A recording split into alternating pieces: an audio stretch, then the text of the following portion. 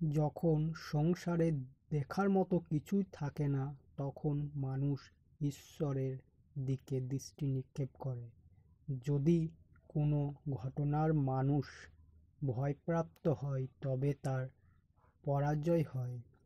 আর যে মানুষ সব হারিয়েও শান্ত আর একাগ্র থাকে, সেই জয়ী।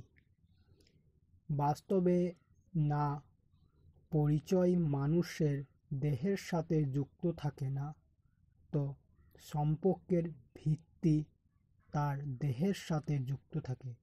মানুষের স্বভাব, তার আচরণ আর তার কাজই তার পরিচয়।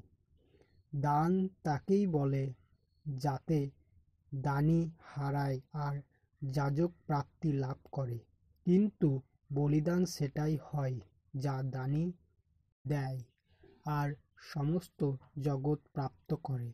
সমুদ্র হোক বা সংসার, যে ধর্ম নৌকা প্রস্তুত করে সে ঠিক পার হয়ে যায়। ভগবান শ্রীকৃষ্ণ এ কথা বললেন।